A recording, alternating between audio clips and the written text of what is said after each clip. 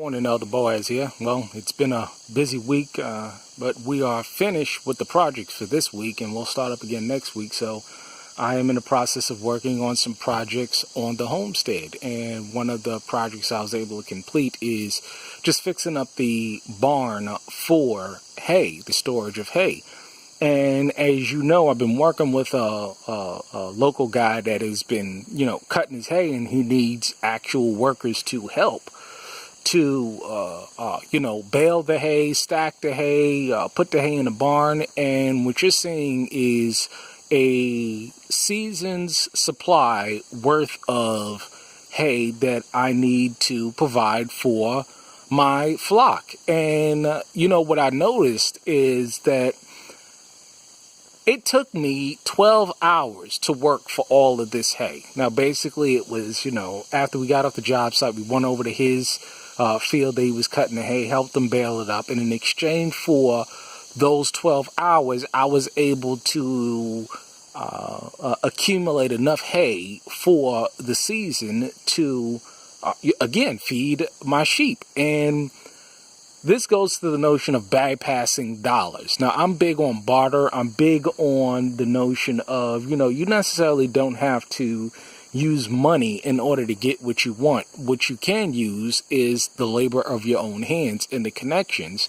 And what I'm noticing is that I'm coming out better when I work for it directly than as opposed to working for the Federal Reserve notes to go around and to buy the hay. This is about $400 worth of hay, and I was able to get that hay in 12 hours. So, this is a good way and an excellent example of bypassing dollars, where you don't necessarily have to use dollars. All you have to do is develop your barter economy.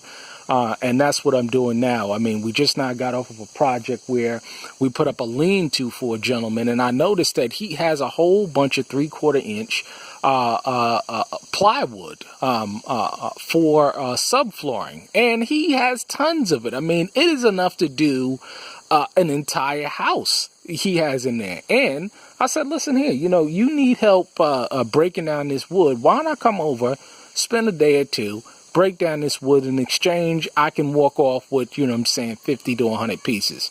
He don't need it. He's trying to get rid of it because he's trying to do metal racking. So he's taking down all of the wood racking and putting in metal racking in exchange. And so I'm going to be able to work for that and store that and use that to build cabins. So I've been able to secure free insulation, free subflooring. I have rafters that I was able to get for free off of a job site, metal that I can get steep discounts. So I'm going to be able to build a structure primarily just from the labor of my hands and, with little to no money in it. And so this is the way that we're going to have to start thinking because, times is getting real hard out here. And this is, a great way to go about building connections with other people, in your local community that have the resources that you need, but don't necessarily have the labor. And a lot of people will exchange, goods and services for labor. A lot of people are willing to barter, and that's how I approach them. Listen, I don't need your money. I just need the hay. I don't need your money. Hey, man, can you give me some of that subflooring? Can I walk off with 100 pieces of that subflooring in exchange for a day's worth of hard human labor? So, this is how it's done because this stuff costs a lot of money. Hay costs money.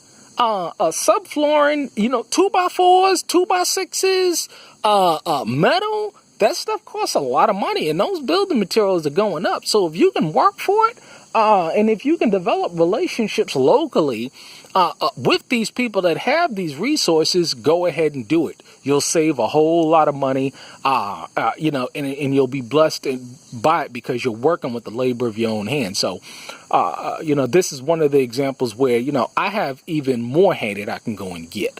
And he's going to do about 2 more cuttings before the season is out. We're about to do the second cutting, and then the third cutting will be done before the fall. And so I'll have enough hay to do fill 3 bins. So by working 12, 24.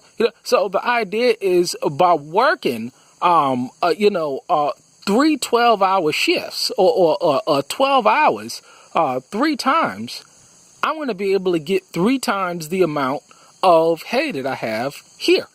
You see, and that is enough hay to provide me to next year and then the year after that if I want to. I don't even have to pick it up immediately. All I have to do is drive to his barn like I did, go ahead, back my trailer up, load up what he owes me, and then drive right off. You see? And so, he has to credit my account, basically saying, hey, hey, I owe you XYZ amount of hay for those days that you came out and helped me out.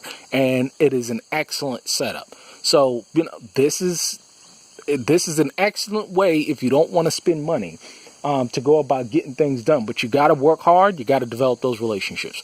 All right, let me get after it. Shalom.